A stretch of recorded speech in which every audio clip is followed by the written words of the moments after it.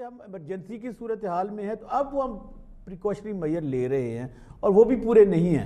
ہم جب کہتے ہیں کہ ڈاکٹرز اور پیرامیڈیکل سٹاف ہماری فرنٹ لائن ہے اور ہمیں انہیں سلام پیش کرتے ہیں, بھائی وہ کون سی فوج ہے جسے آپ سرحدوں پہ بھیج دیں اور انہیں اسلحہ نہ دیں؟ بھائی ان کے پاس اسلحہ تو ہے ہی نہیں. اسلحہ میڈیکل لینگویج میں کہتے ہیں ماسک نہیں ہے, وہ پراپر کٹنگ نہیں ہے, پراپر ٹیسٹنگ کی سہولت نہیں ہے. اور پھر جس ملک کا وزیر اعظم خود کہے کہ خواہ مخواہ جب یو این او کہہ رہا ہو, دنیا کے تمام سربراہان کہتے ہیں ٹیسٹ ٹیسٹ اینڈ ٹیسٹ, اور ہم کہہ رہے ہیں کہ نو ٹیسٹ نو ٹیسٹ نو ٹیسٹ, خواہ مخواہ ٹیسٹ کرانے کی ضرورت نہیں ہے. جب آپ کو یہ میسج دیا جا رہا ہو تو اس سے آپ کیا سبق لیں گے؟ اب جیسے بھٹی صاحب کہہ رہے تھے, آج بھی پاکستان میں جو ٹیسٹنگ کی کیپیسٹی ہے, جو حکمران جو نمائندے ہیں جن کا کوئی کنسرن ہی نہیں ہے میڈیکل کے حوالے سے, میں ڈاکٹر معید کی بات کر رہا ہوں, وہ کہہ رہے تھے 7,000 کے قریب ہے اور انشاءاللہ اگلے ہفتے یہ بڑھ جائے گی.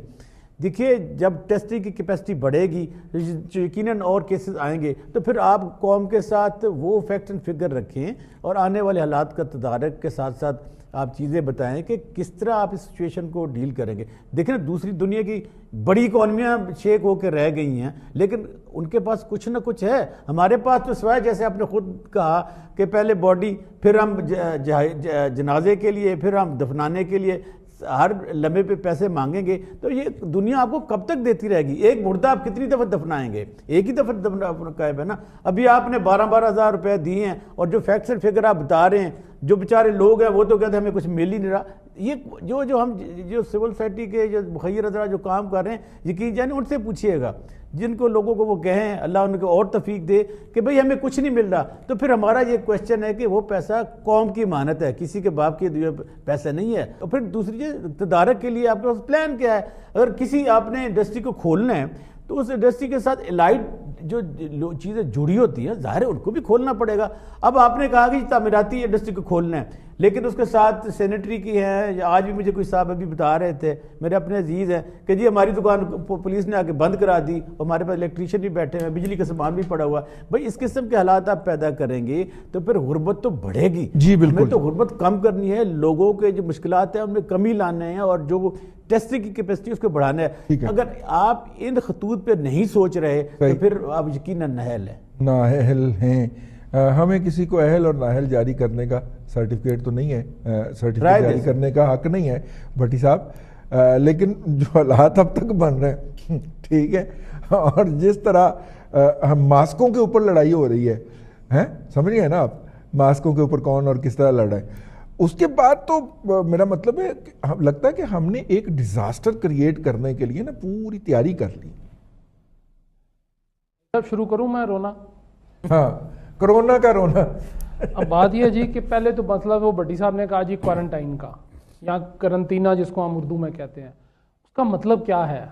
میں آسان زبان میں آج سمجھا دیتا ہوں. حکومتی جو لوگ اقتدار کے والوں میں بیٹھے ہیں, اس کا مطلب ہے جی کہ آپ بالکل تنہا ایسی جگہ پر اس شخص کو بند کر دیں جہاں پہ اس کا کسی دنیاوی رابطہ نہ ہو.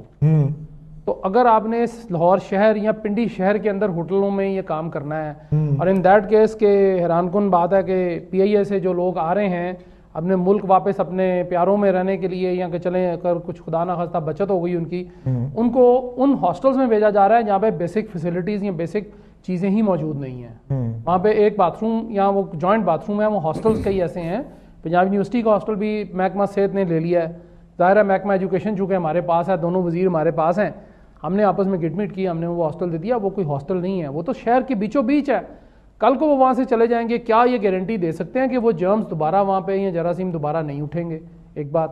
کرنٹینہ جو ہے وہ بالکل تنہا شہر کے باہر ہی. اگر ہمیں آج مصیبت جھیل رہے ہیں, خدا نہ خواستہ یہ عذاب ہے یا مصیبت ہے, ان 12,000 لوگوں کو اگر یہ وہیں پہ روک لیتے, وہاں پہ بارڈر پہ پاکستان اور ایران کے تفتان بارڈر پہ روک لیتے, 12,000 لوگوں کو سنبھالنا بہت آسان تھا. ایئر لفٹ چیزیں ہو سکتی تھیں, وہ ڈونیشن دی جا سکتی تھی, ان کو وہیں پہ روک لیتے تو یہ بیماری آج پاکستان پورے میں نہیں پھیلتی. ایک بات. دوسری بات, قرآن میں بھی ہے, حدیث میں بھی ہے, بہت ساری حدیثیں ہیں کہ اگر کوئی ایسی بیماری دیکھو تو جہاں پہ ہو وہیں پہ رک جاؤ. اور معاملوں پہ ہم قرآن و حدیث پہ عمل کر رہے ہیں. چلیں میں اس پہ حوالہ دے دیا, میں نے, میرا فرض تھا. اس کے بعد ٹیسٹنگ پہ کہہ رہے ہیں جی کہ ٹیسٹنگ کٹس کا رولا ہے. مجھے نہیں سمجھ آ رہی ٹیسٹنگ کٹس نہیں مل رہی, ڈونیشن ہے یار. نہیں رہی صاحب, دیکھیں آج ایک اخبار میں خبر لگی, میں نے بالکل نہیں کہہ رہا, میں نے سارے بڑے بھائی جان بھائی میری بات سن لیں، ہمیں لاکھوں کٹس جو چائنا سے گفٹ میں آئی ہیں، جی اگر آپ اندازہ کریں تو ابھی تک ہم نے 1 لاکھ بھی ٹیسٹ نہیں کیے نا کرونا کے، تو وہ کٹیں گئی کہاں پہ؟ صاحب وہ دیکھیں 20 کروڑ روپیہ ایک لیب کا، جناب جو ہمارے دوست ہیں بڑے، جس کا آپ نے شروع میں ذکر کیا لیب والے، انہوں نے 20 کروڑ روپیہ کما لیا ہے. انہوں نے ایک فگر دیا ہے ایک اخبار میں، آج فرنٹ پیج پہ 3 کالم کی خبر لگی ہے جی کہ فلاں لیب نے 20 کروڑ روپیہ کما لیا. اچھا میرا خیال ہے کافی کم اس نے بتایا ہے، کافی کم بتایا ہوگا، ہو سکتا ہے اس نے کر لیا ہو جی کٹس. لیکن آپ جو ٹیسٹنگ کٹس کی بات کر رہے ہیں تو یہ 10-1 لاکھ کے قریب ماسک بھی آئے تھے، وہ مجھے تو نہیں 15 لاکھ مجھے پتا چلا جی. میں چلیں 10-5 گھٹا دیں، 5 ہمارے غائب ہو جاتے ہوتے ہیں ہمیشہ، وہ شاید رستے میں ٹرک پنکچر ہو گیا، لوٹ لیا گیا، چھوڑ دیں ان کو، 5 لاکھ گھٹا دیں. 10 لاکھ کدھر گئے؟ کوئی بات نہیں، وہ بھی نہیں ملے. چلیں اس سے آگے آ جائیں تو دیکھیں جہاں پہ گردواروں کے مینار کے اوپر ہم سیمنٹ کے بجائے فائبر گلاس لگا دیں اور وہ گر جائیں وہاں سے، اور پھر ہم اس کی توجیہ پیش کریں، ہم کہیں کہ جی ہم نے تو ریپیئر کرنے کے لیے ہم نے تو نہیں ریپیئر اتارے کرنے تھے. یار خدا کا خوف کرو یار.